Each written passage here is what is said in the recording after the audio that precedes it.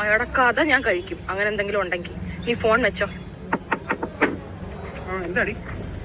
കഴിഞ്ഞ ദിവസേ നിങ്ങളുടെ ഓഫീസിലുള്ള ഏഞ്ചലുമായിട്ട് നിങ്ങൾ ചായ കുടിക്കാൻ പോയായിരുന്നോ? സത്യം പറഞ്ഞോണം, ഉറപ്പിക്കും ഞാൻ. ഏഞ്ചലല്ല, ചഞ്ചല. ഞാൻ ചായ കുടിച്ചു, അവിടെ വീട്ടിൽ കൊണ്ടുവിടുകയും ചെയ്തു. എന്നിട്ടും ഒരു ചായ കുടിച്ചു അവരുടെ വീട്ടിൽ നിന്ന്. എന്താ? അങ്ങനല്ല സിബിച്ച. ഉരുണ്ട് കളിക്കാനോ? എന്തിന് സിബിച്ചിന് എന്തിനാ സത്യം അല്ല ഇങ്ങനെ വെട്ടിത്തുറന്ന് പറയുന്നത്? ഇങ്ങനൊന്നും അല്ല ആണുങ്ങൾ ചെയ്യുന്നത്. ഞാൻ ഇങ്ങനെ ചോദിക്കുമ്പോ സിബിച്ച് ഉരുണ്ട് കളിക്കണം.